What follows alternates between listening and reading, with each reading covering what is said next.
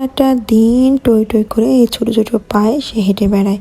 তার উপর তার মেজাজটা আজকে বেশ গরম, কারুর কথা শুনবে না, কারুর কাছে যাবে না, শুধু হাঁটবে আর ঘ্যান ঘ্যান করবে। তার জিদ উঠে রয়েছে আজকে সকাল থেকে। আসসালামু আলাইকুম, কেমন আছে সবাই? আশা করি সবাই খুব ভালো আছে।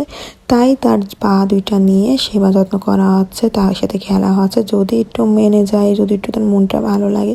কিন্তু সে যে দুষ্টামি, এইসব কাহিনী শেষ করে এই যে সকালবেলা রাস্তা করতে চলে আসলাম।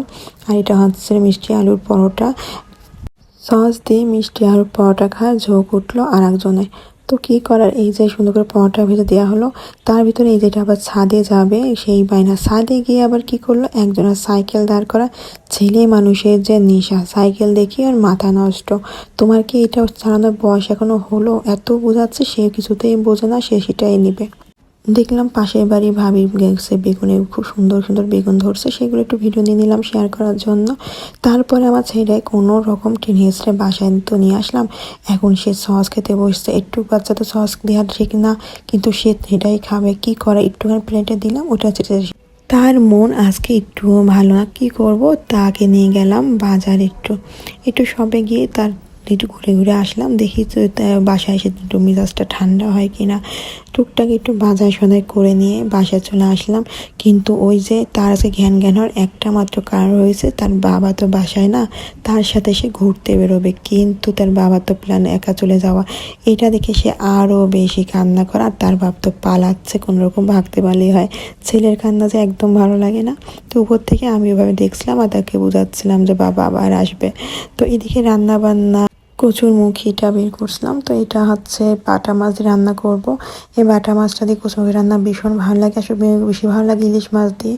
তো ইলিশ মাছ খাওয়ার কারণ মুড ছিল না কচুরমুখী দিয়ে, ভাবলো সবাই এটা দিয়ে খাবে, তো এটাই দিয়ে রান্না হলো আর কি। তো এখানে মাছগুলো সুন্দর করে ভেজে এখানে একটু বাটা মশলা সব কিছু দিয়ে খুব সুন্দরভাবে মশলা কষায় নিলাম। আর এখন গরমের টানে এইসব তরকারি কিন্তু বেশ ভালো লাগে না, কচুরমুখী দিয়ে যে কোনো মাছ দিয়ে কিন্তু বেশ ভালো লাগে। বাসাতে সবাই আছে বলে একটু আনন্দ, সবাই চলে গেলে একদম ভালো লাগবে না, বাসাটা একদম ফাঁকা হয়ে যাবে। তখন রুটিনটা একদম চেঞ্জ হয়ে যাবে। যেহেতু আমরা থাকবো 2-3 জন, শুধু তাদের জন্যই রান্না বান্না করব আর বাবুকে বেশি বেশি টাইম দিব। আর গরমকালও যেহেতু চলে আসছে, ওকে একটু বেশি টাইম দিতে হবে, ওর যত্নটা একটু বেশি নিতে হবে। তো এদিকে কচুরমুখিটা সুন্দর করে কষাতে দিয়ে দিলাম। এটা রান্না কিন্তু বেশ ভালো লাগে। আমার আবার সব কিছু খাওয়ার অভ্যাস আছে, কোনো কিছুর বাদ নেই যেটা আমি খাই না। কিন্তু মাঝে মাঝে আমার অ্যালার্জির কারণে আমি কিছু খাবার আমাকে অ্যাভয়েড করতে হয়। আর যেহেতু চিংড়ি মাছের কথা তো আমি আগেই বললাম, ওটা আমার এখনও খাওয়া হয়নি, যেহেতু বাবুর এখনও 18 মাস শেষ হয়নি। তো ওইটা হয়ে গেলে আমি ভাবছি ওইটাও খাবো।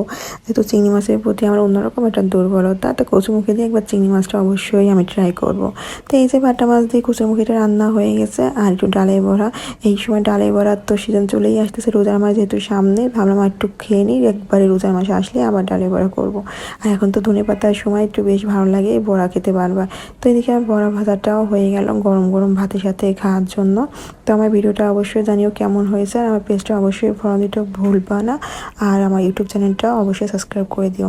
সবাই ভালো থেকো আর আমাকে বেশি বেশি ফলো দিতে থেকো। আল্লাহ হাফেজ।